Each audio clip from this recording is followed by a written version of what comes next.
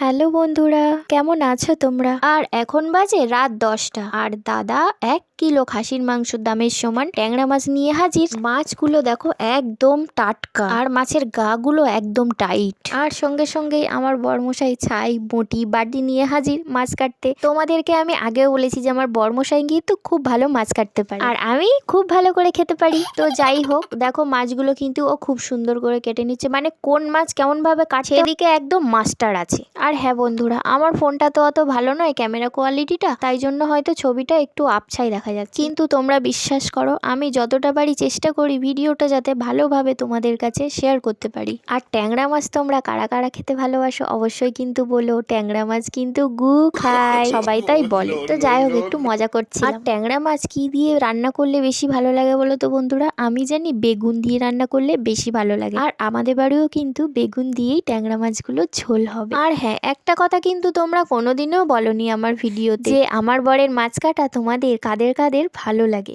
আর এই দেখো, আমি এখানে একটু গোঁপ ধরে ঝুলিয়ে রেখেছি ট্যাংরা মাছটা। এটা কিন্তু একটু জ্যান্ত, একবার হাত ফসকে গেলেই কাঁটা মেরে দিয়ে পালাবে। আর বেশিরভাগ মাছই কিন্তু আমার বরের কাটা হয়ে গিয়েছে। হ্যাঁ বন্ধুরা, আজকে কিন্তু রান্না হবে না, এটা হবে কালকে। আজকের রান্না তো আমার কমপ্লিট। তো যাই হোক, অনেক হাবজি গাবজি কথা বলে ফেলেছি। তো মাছ তো কাটা হয়ে গেছে, এখন যাই বন্ধুরা, তোমরা কিন্তু ভালো থেকো।